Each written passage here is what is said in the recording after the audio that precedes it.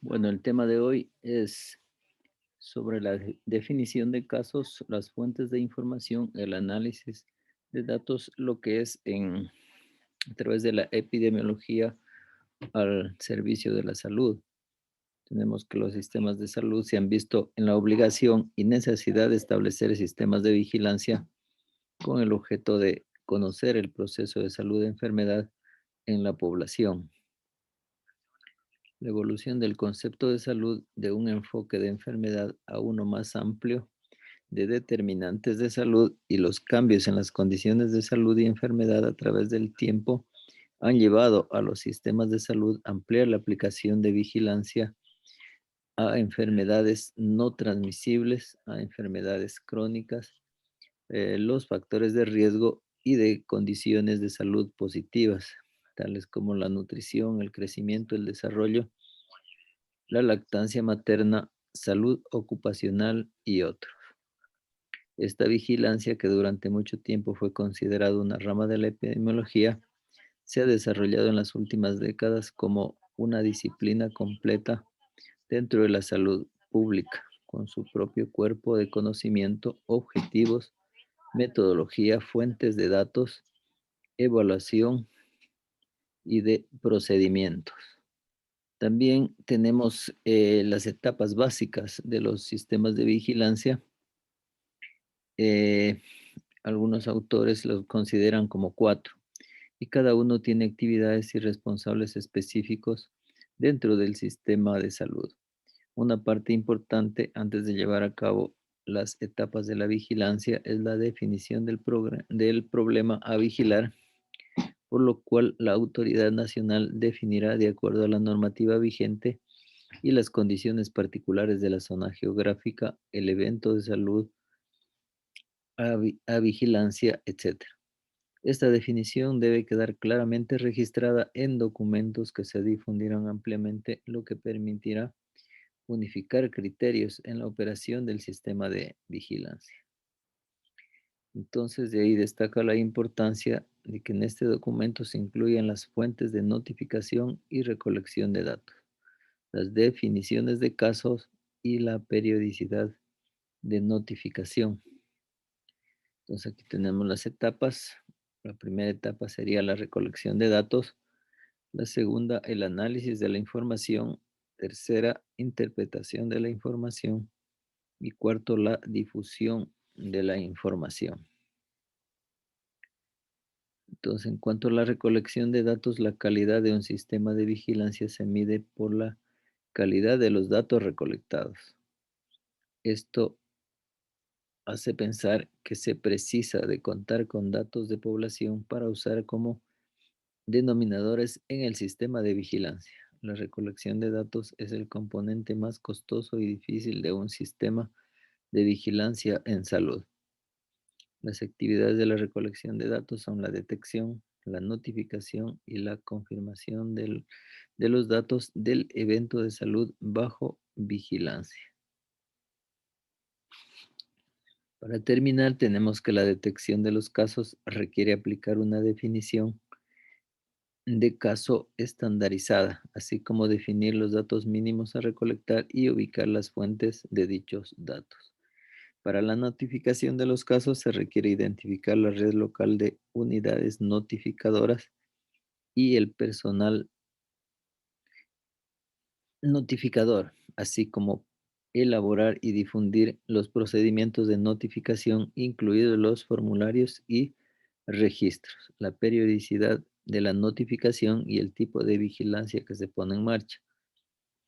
Para la clasificación de los casos, sea este sospechoso, probable o confirmado, se requiere contar con un procedimiento básico de seguimiento de los casos. Y por último, para la validación de los datos, debe existir un protocolo básico de control de calidad de los datos, incluyendo la integridad, consistencia, uniformidad y confiabilidad de los datos de vigilancia. Entonces, va a continuar Santiago, por favor, para que des más detalles. Primeramente vas a iniciar con la definición de los casos. Primeramente tenemos que definir que es un brote, que es el número de casos de una enfermedad o situación de salud que es mayor de lo que se espera, que están limitados en tiempo, lugar y espacio, tiene una fuente común de infección de origen y pues infeccioso como un infeccioso.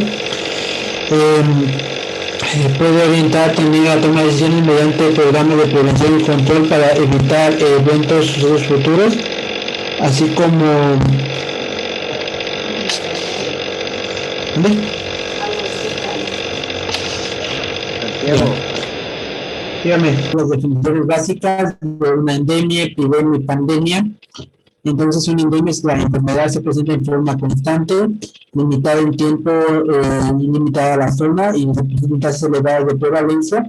Mientras que una epidemia son casos que exceden a la incidencia normal prevista, limitado en el tiempo y en el lugar, presentado en tasas elevadas de incidencia que exceden de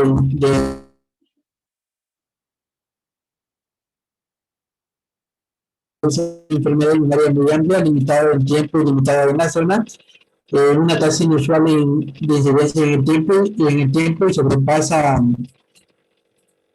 sobrepasa generalmente una región, un continente, más allá de lo que se espera.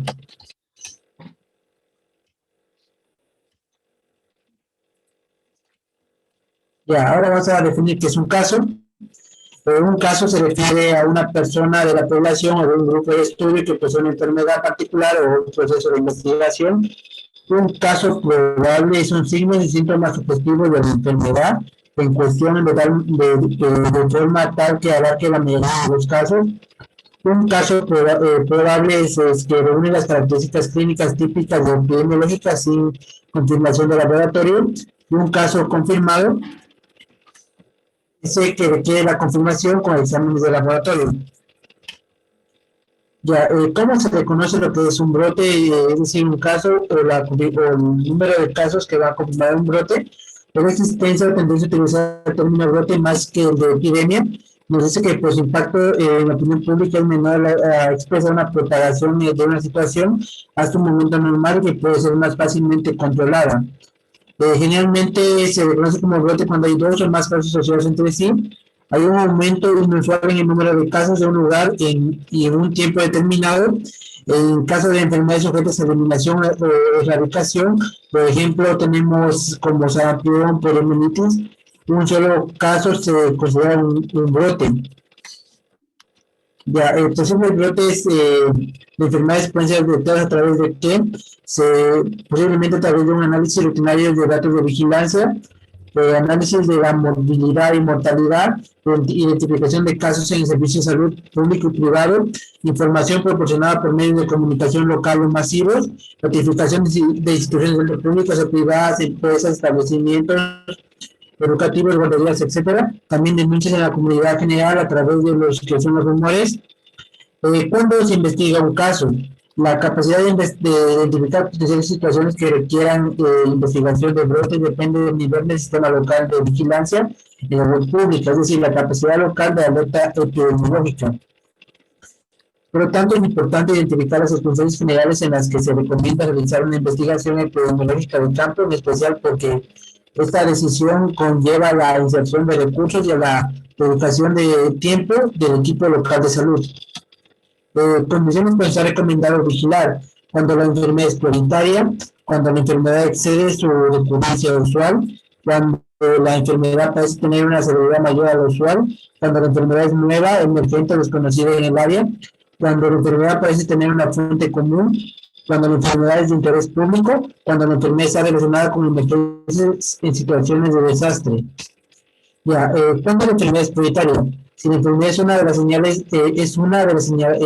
en la lista de prioridades del sistema de salud, cuando la enfermedad excede su ocurrencia usual, la identificación del exceso de incidencia observada respecto a la esperada, es decir, que excede lo que se espera, es decir que en comparación con lo que puede ocurrir es mayor a lo esperado, cuando la enfermedad parece tener una severidad mayor a lo usual, cuando es resistente tanto al medicamento antimicrobiano, por ejemplo, es una causa cada vez más común de cambios en el espectro de gravedad de ciertas enfermedades. Además, cuando la enfermedad es nueva, emergente o desconocida en el área, la presencia posible de uno o más casos de una enfermedad que ocurre por primera vez o que hace mucho tiempo no se presentaba en una zona específica. Cuando una enfermedad parece tener una fuente común, la sospecha de una fuente común puede surgir de la notificación por parte de uno o más médicos o cualquier otro trabajador de salud, el hallazgo de una relación aparente entre los casos en términos de sexo, edad, lugar, residencia, trabajo, apellidos o fecha de inicio, etcétera. Rumores generados en la comunidad, en particular sobre la posible presencia de una enfermedad con posterioridad a la celebración de determinado evento social. Ahora tenemos la clasificación. Por distribución geográfica tenemos casos localizados. En caso que pueda ser circunscrito, por ejemplo, un hospital, un edificio, una escuela, un centro de trabajo, un área habitacional. Difusos cuando no hay una área bien delimitada. Pasos en la investigación de un caso, un brote. Primeramente vamos a hacer una revisión de la información existente, establecer la definición del caso, confirmar el caso, establecer la tasa previa de la enfermedad, encontrar los casos, examinar las características epidemiológicas descriptivas, generar una hipótesis, probarla, tomar muestras y tomar las medidas de control establecidas. Se debe hacer la revisión de la información existente o determinación de la progresión gravedad de la epidemia. La primera cuestión es conocer si estamos ante un brote, identificar quién lo detecta y cómo se detecta. Generalmente el clínico es el observador que pone en primera la alerta de la aparición de un número inusual de casos con idénticas características. Este debe tener conocimiento científico, los insumos de equipos necesarios para llevar a cabo la investigación, así igualmente el conocimiento del evento que se debe investigar, la importancia, gravedad e implicaciones a considerar en la aparición y desarrollo de un brote. La definición del caso en sí. Al principio puede ser conveniente una identificación amplia que englobe la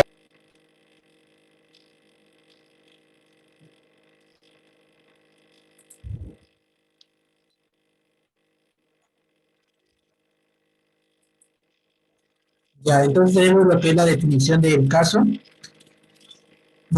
Como sabemos, al principio debe ser conveniente una definición amplia que englobe la mayor cantidad de casos.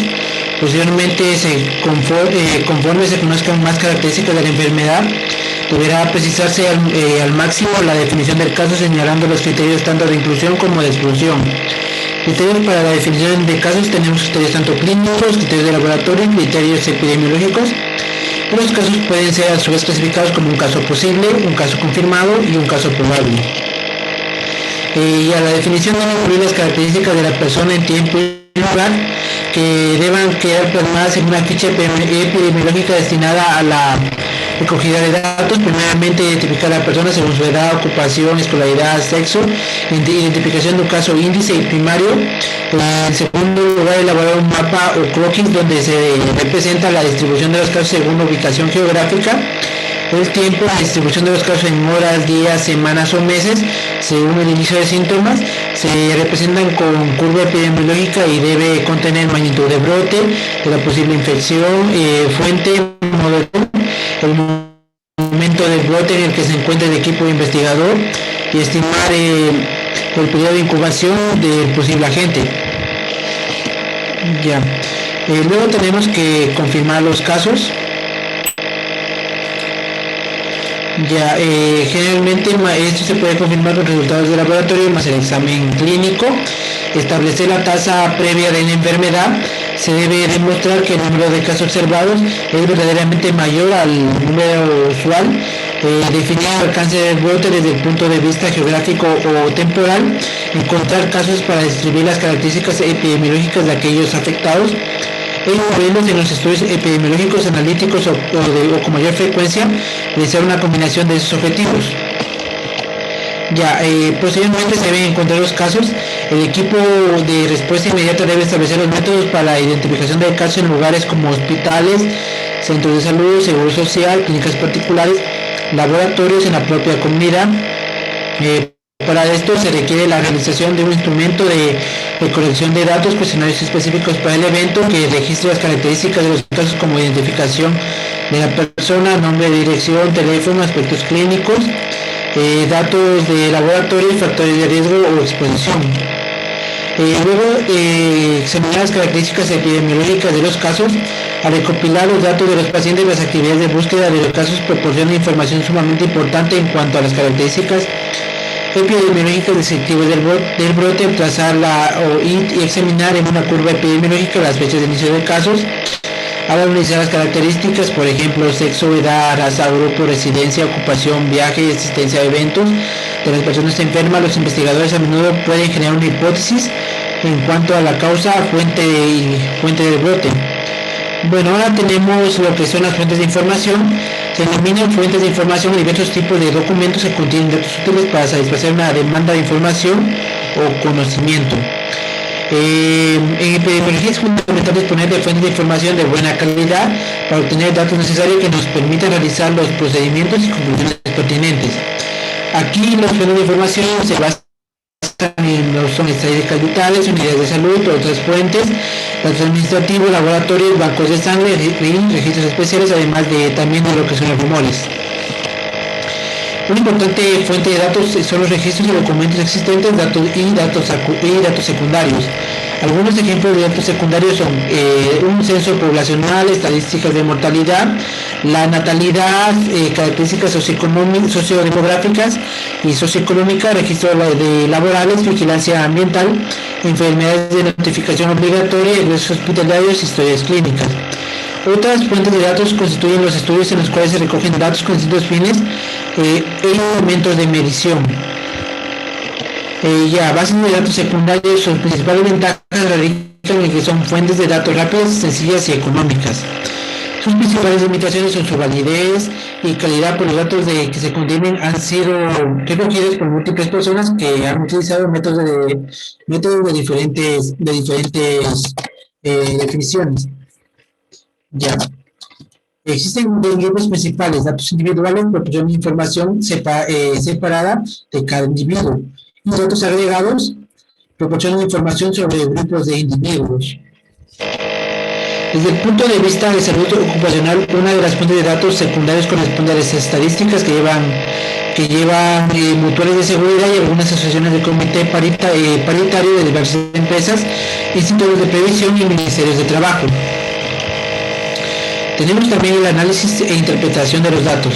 Se basa en la consolidación y presentación, agrupamiento, ordenamiento de datos, recolección de datos en cuadros, figuras o mapas que pueden facilitar lo que es su análisis e interpretación.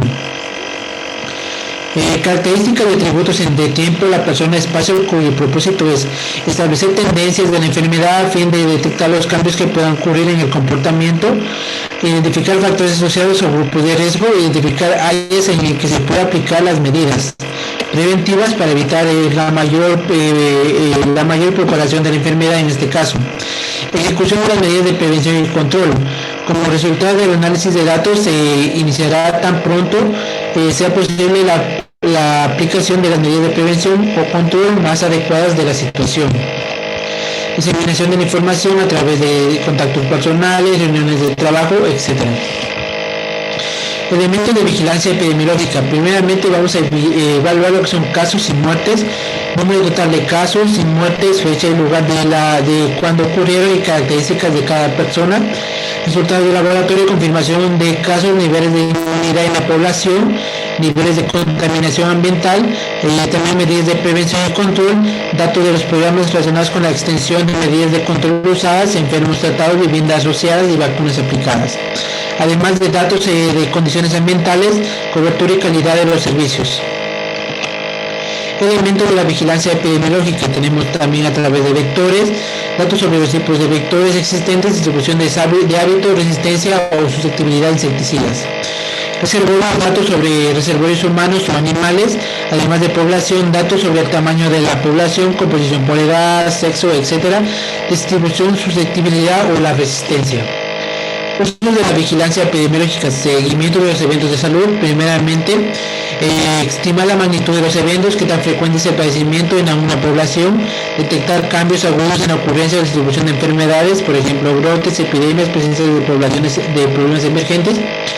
Identificar y cuantificar y monitorear lo que son las tendencias y patrones de procesos de salud, enfermedad en las poblaciones, observar cambios en los patrones de ocurrencia de agentes y huéspedes para la presencia de enfermedades, además de usos de la vigilancia epidemiológica, tenemos los que están vinculados con las acciones de salud pública, en los cuales se debe investigar, controlar y planificar, además de prevenir, investigar y controlar enfermedades sujetas a vigilancia a fin de buscar la fuente de infección y estimular la acción rápida para dar una alerta adecuada a la comunidad e identificar a las personas en riesgo, además de planificar los programas de salud, monitorear los cambios en la ocurrencia de la enfermedad, tanto en tiempo, lugar y persona, permite anticipar, es decir, anticipar cuándo y dónde pueden ser requeridos los recursos, lo cual permitirá la elaboración de un plan real para asignar diferentes tareas de acuerdo a los principios de equidad, eficacia y oportunidad, además de evaluar las medidas de prevención y control, por ejemplo, la notificación de la política de vacunación contra el sarampión, por ejemplo, que es un ejemplo, así como la poliomielitis. Tenemos la vigilancia activa y la vigilancia pasiva. La vigilancia activa es cuando el equipo de epidemiología se traslada personalmente a la fuente de información para realizar la búsqueda de la información objeto de vigilancia independientemente si la persona afectada acude o no al servicio de salud.